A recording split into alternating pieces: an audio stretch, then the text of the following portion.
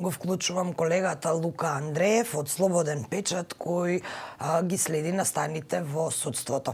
Лука, добро утро. Што се случуваше оваа недела во судовите?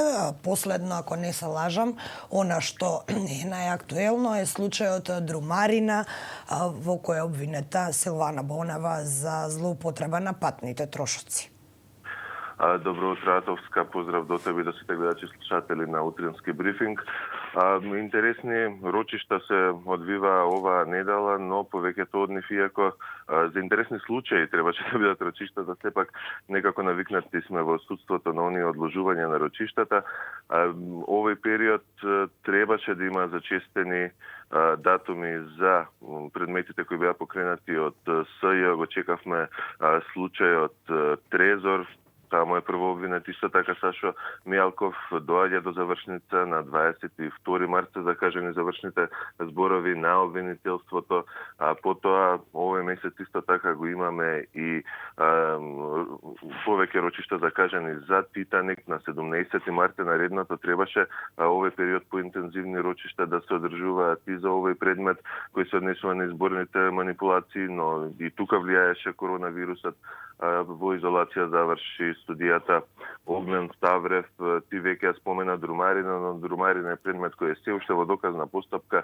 Обвинетата Силвана Бонева се жали односно го обвинува СЈ дека нивниот вештак не ги измерил баш точно километрите за кои што се обвинува Силвана Бонева дека ги направила за оние фамозни патни трошоци, овие предмети кои што ги засекаат високите функционери од претходната власт, исто така тука е судењето за случајот Талер, каде освен оние физички лица од политичката партија ВМРО-ДПМН кои што се обвинети, како што се Никола Груевски, Кирил Божиновски, Милијана Киевски, и самата партија ВМРО-ДПМН како правен субјект е обвината и поради тоа се замрзнати сметките и иматот. И за овој предмет рочиштето е одложено на 19 март, бидејќи представникот на партијата не се појави во судницата, така што очекувавме да има интересен епилог ова недела во делот оние предмети кои што се во доказна постапка, но најверојатно ќе треба да почекаме кон крајот на месецот за тоа. Значи, интересното ќе биде во судот за вас судските известувачи во втората половина на март. Како ќе да пролети, веројатно и таму ќе дојде пролет. Лука, сакам да те прашам, во целиот овој период од една година на коронавирус, колку и самиот спомена дека неколку рочишта биле откажани токму поради коронавирусот, па колку ги успори судските случаи оваа пандемија што ни се случи во текот на изминатата година? Има ли прилика или можност да завршат одредени случаи доколку не би бил овој вирус? Па да, во голема мера да, бидејќи се очекуваше доколку се одржува на темпо на закажување на рочишта, особено за едни вака високо профилирани случаи, веќе би се очекувале пресуди. Требаше околу периодот на нова година, на божикните празници, веќе да очекуваме некакви правни завршници, односно судски разрешници на овие случаи. Сепак короната тоа го одложи, така што ќе почекаме ќе видиме што ќе се случи ова пролет или кон почетокот на летото. Во секој случај самите студии навистина се жале, односно еве например председателот на Сдруженијето на судии Џемали Сеити и самиот тој кажа дека е добро што тој еден период кога започна корона пандемијата и ние делумно влеговме во еден вид на карантин, дека е добро што се одложиле рочиштата, бидејќи протоколи за заштита обвини дека во судството скоро и да немало, односно го цитирам, се снаоѓавме кој како стигне. Така што гледано од здравствен аспект, веројатно и... А каква е твојата перцепција за тоа дали се сите оние кои се дел од постапката заштитени за време на пандемијата внатре во судот? Се чувствуваше ли ти безбедно пред се? Да. во голема мера сега се почитуваат, веројатно навикнавме како да живееме со протоколи, со дистанца и со носење маски, така што внатре во судот се почитуваат сите правила. Сега единствено нели сите чекаме пресуда на пример за Таргет, тврди на многу интересен случај, односно случајот за масовното прислушување кој произлегува и сите останати случаи. Тука беше навистина голема и интересот на јавноста, присуство на голем број медиумски екипи и новинари. Внатре не можеше да се одржи, не знам колкава дистанца, далеко од 2 метра, но сепак во интерес на јавноста треба и за тоа да се известува. Но само да напоменам дека кога не се одржува рочиштата, оној период од лани, тие сепак беа ставени на стенд-бај, значи застареноста беше решена со уредба на влада, така што во тој случај ефикасноста не е намалена. Беа едноставно само да речеме паузирани предметите одреден период од околу 2 месеца. Значи застареноста не можеше да се стави во прашање, иако да пресуди во тој случај ќе имаше порано.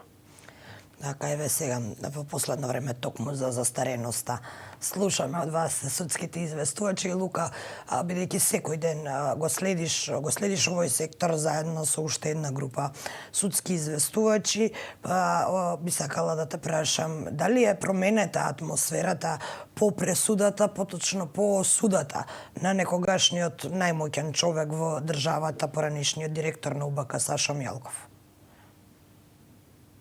Ова и така се очекуваше да биде еден период, една година, кога особено и меѓународната заедница го става фокусот на правосудството во Македонија, се очекуваше да биде период во кој што ќе се зборува за правосудството, за тоа како работат правосудните органи и колку се тие ефикасни.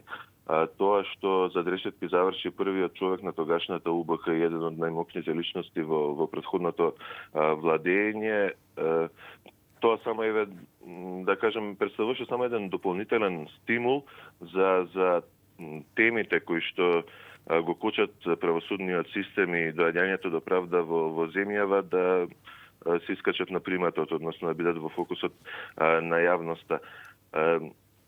Не би рекол дека има некаков голем напредок и Blueprint групата, например, која што работеше на стратегија за реформи во правосудството, исто така велат дека сме далеку од конечни реформи, но дека сепак некаков напредок има. Еве, например, Советот на јавни обвинители конечно се реши во обвинителството да нема предмети во ФИОКа.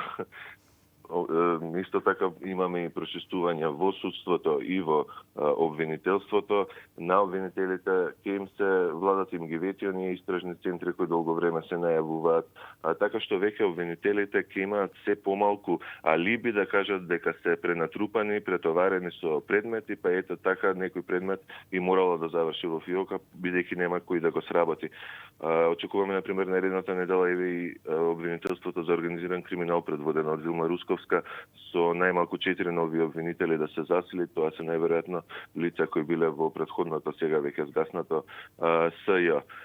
Во кривичниот суд засега има генерално позитивни оценки кај новинарите и кај стручната јавност дека таму некако мрднала работата, но имаат и тие доста работа и предизвици за завршување, како што например АКМИ системот кој веројатно ќе треба да се надгради бидејќи не ги дава посакуваните резултати, но исто така сега акцентот ќе се стави и на работата на апелација.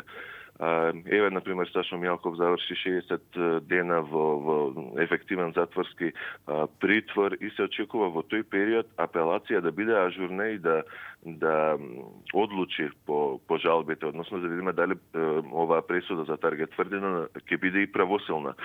Па сега видете, тоа беше кон крајот на јуни или почетокот на јули, нели имавме и судска завршница барем во прва инстанца за случајот Рекет, но тогаш помина 8 месеци, апелација се уште нема одлучено за правосилноста на пресудите во кои што беа обвинети Бојан Јовановски и Катица Јанева. Така што со мали чекори, но сега навистина се таргетираат вистинските проблеми, каде се закочени сите процеси во правосудството. Така, сепак има уште многу работа, а ти остануваш да ги следиш настаните во судството.